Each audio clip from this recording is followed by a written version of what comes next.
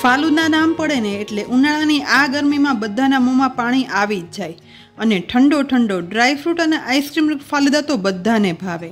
તો કિચન સિરીઝમાં અમારા રેગ્યુલર વ્યુઅરની ડિમાન્ડ પર રમઝાન સ્પેશિયલ રેસિપી ફાલુદા, તેમાં ઉમેરાતી સેવૈયા એટલે કે નૂડલ્સ બનાવવાની રીત સાથે ઘરમાં એકદમ સરળ રીતે બનાવીએ.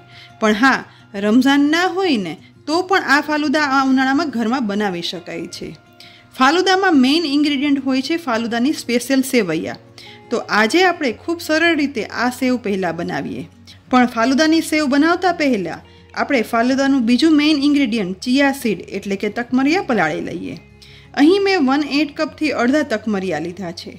તકમરિયાને એક બાઉલમાં ઉમેરી દઈશું અને તેમાં 1 કપ જેટલું પાણી ઉમેરશું.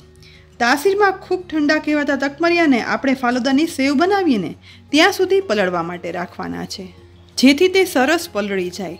હવે આપણે ફાલુદાની સેવૈયા બનાવીએ, જેના માટે થોડી પ્રિપેરેશન કરી લઈએ.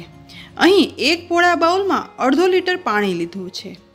આ પાણી એકદમ ઠંડુ એટલે કે ચિલ્ડ વોટર કરવાનું છે, માટે મેં એક બાઉલ ભરી અને બરફ જમાવી દીધો હતો. તો પ્રથમ આ બાઉલ જમાવેલ બરફ ઉમેરી દઈશું. તેની સાથે વધારે 1 પ્લેટ બરફના ટુકડા પણ ઉમેરશું.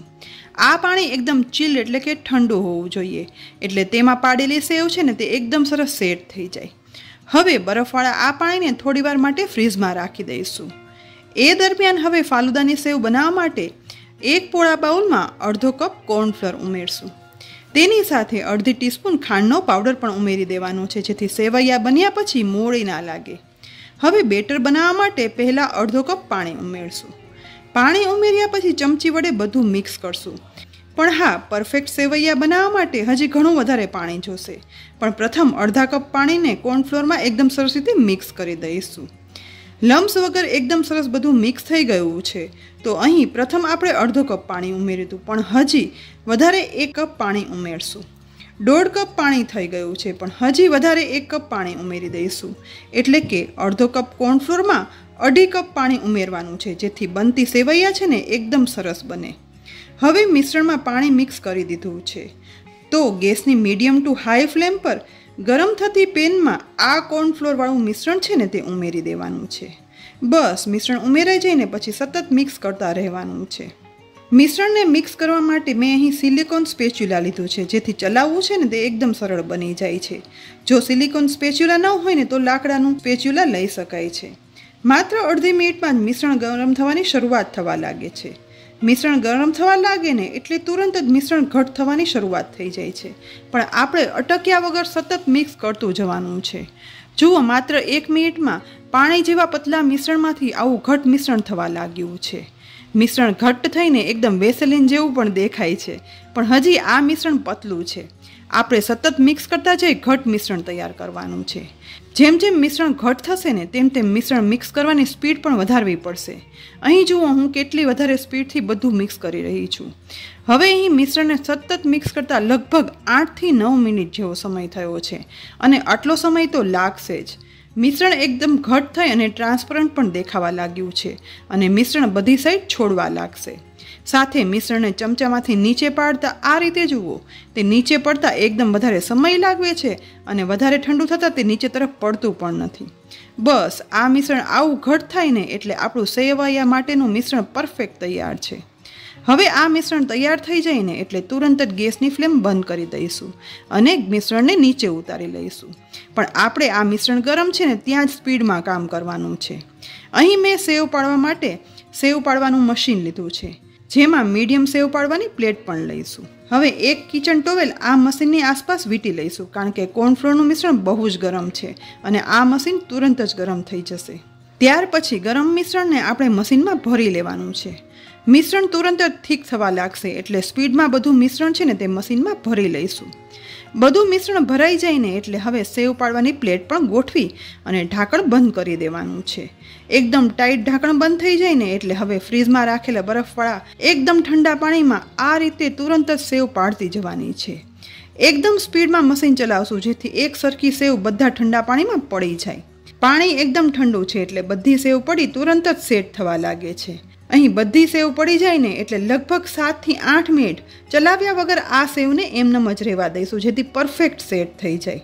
લગભગ 6 થી 7 મિનિટ ઠંડા પાણીમાં પાડેલી સેવૈયા હવે સેટ થઈ ગઈ છે. તો હવે આપણે હાથમાં લઈ અને સેવને જોશું. જુઓ, એકદમ માર્કેટ જેવી સોફ્ટ, સફેદ અને ટ્રાન્સપરન્ટ સેવૈયા સેટ થઈ ગઈ છે.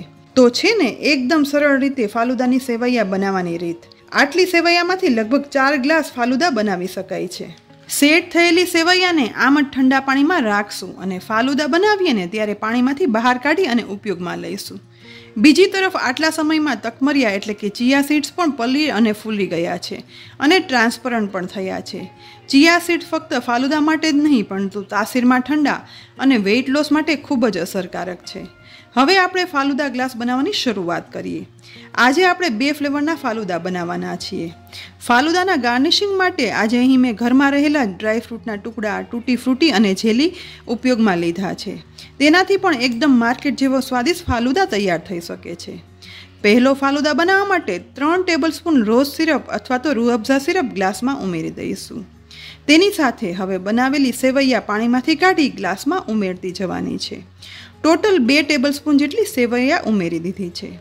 તેની સાથે પલાળેલા તકમરિયા પણ 2 ટેબલસ્પૂન ઉમેરશું.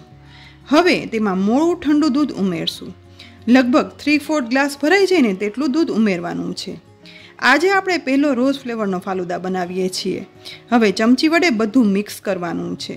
અહીં રોઝ સિરપ કે રૂહ અફઝા સિરપ છે ને તે ઉમેર્યું ને તે સ્વાદમાં ગળ્યું જ હોય છે, માટે મોળું દૂધ ઉમેર્યું છે. બધું વ્યવસ્થિત મિક્સ થઈ ગયા પછી થોડી વધારે નૂડલ્સ ઉપરથી ઉમેરશું. નૂડલ્સ ઉમેરાઈ જાય ને એટલે હવે 1 સ્કૂપ વેનીલા આઈસ્ક્રીમ ઉમેરશું.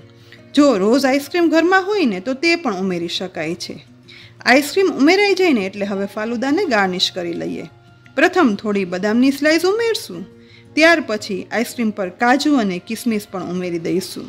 અને રોઝ ફાલુદા છે ને એટલે છેલ્લે લાલ તૂટી ફ્રૂટી પણ ઉમેરશું.